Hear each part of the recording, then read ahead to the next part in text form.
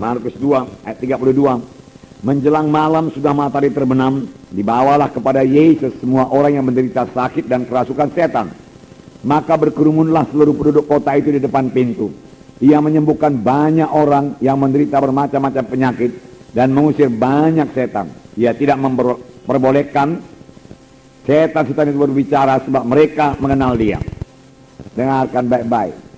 Lihat Markus 1 ayat 34. Markus 1 34. Ia menyembuhkan banyak orang yang menderita bermacam-macam penyakit. Jadi bukan satu penyakit, bermacam-macam penyakit dan banyak orang. Kemudian ia mengusir banyak setan.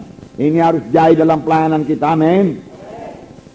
Tidak cukup 1-2 saja sembuh, banyak orang sembuh dan banyak setan diusir, amin. Dalam KKS saudara juga ini harus jadi. Banyak orang sembuh, banyak setan diusir, amin. Ya, banyak orang sembuh, amin. Ya, sembuh, sehat dan kuat. Nah, itulah pelayanan Tuhan Yesus. Sebab Tuhan berkata, pekerjaan-pekerjaan yang aku perbuat akan kamu perbuat, dan pekerjaan lebih besar daripada yang akan kamu perbuat, sebab aku pergi pada Bapa. Sebab Tuhan murah hati, amin. Dan untuk itulah dia datang, untuk menyembuhkan, untuk mengusirkan setan. Ya, saudara percaya itu, saudaraku. Ya, jangan terus mundur, jangan terus merasa tidak enak kalau ada yang digotong ke KKS saudara. Ya, saudara terimalah itu sebagai satu kesempatan untuk menyatakan kuasa Tuhan, amin. Ya, sebab bukan saudara yang menyembuhkan.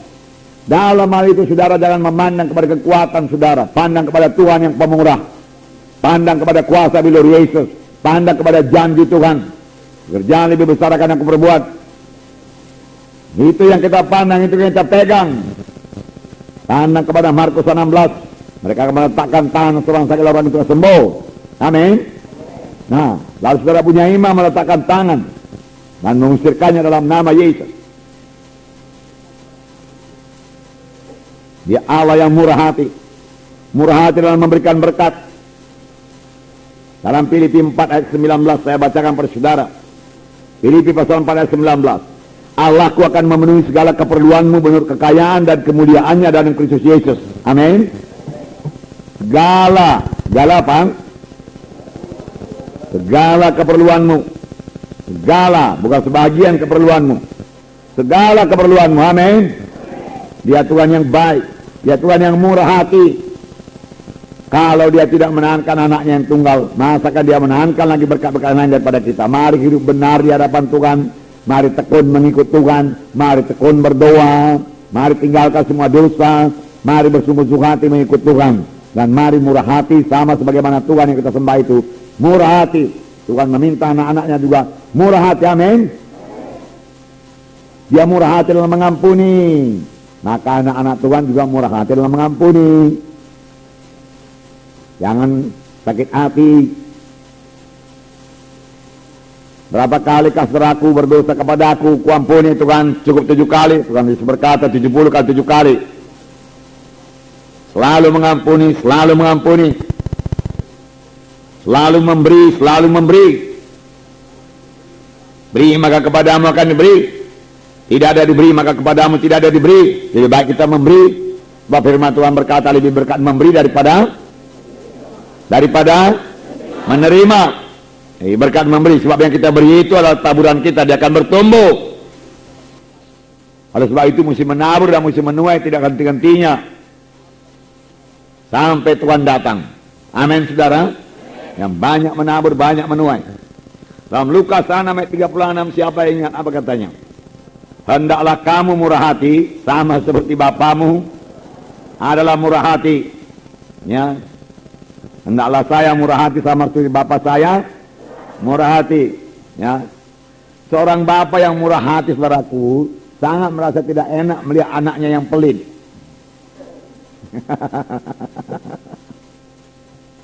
Nanti kalau saudara sudah jadi bapak, saudara akan tahu. Harus murah hati. Murah hati. Amin saudara. Ya. Tuhan Yesus berkata, belajarlah kepadaku karena aku lembut hati dan rendah hati.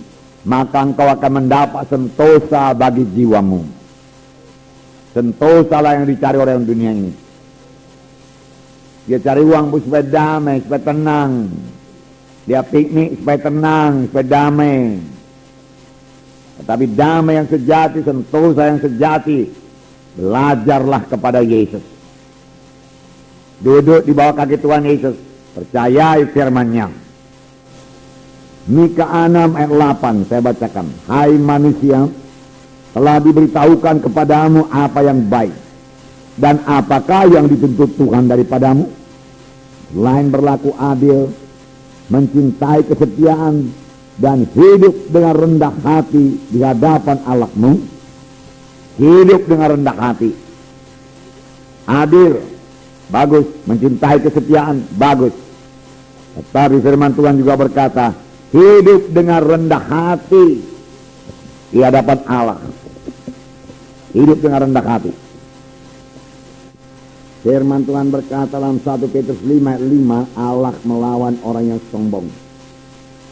Dalam 1 Petrus 5 ayat 5, demikian jugalah kamu, hai orang-orang muda, tunduklah kepada orang-orang yang tua, dan kamu semua rendahkanlah dirimu seorang terhadap yang lain, sebab Allah menentang orang songkak, tetapi mengasihani orang yang rendah hati. Langkah indahnya, Tuhan melawan orang sombong dan mengasihani orang yang rendah hati. Mari kita miliki kerendahan hati.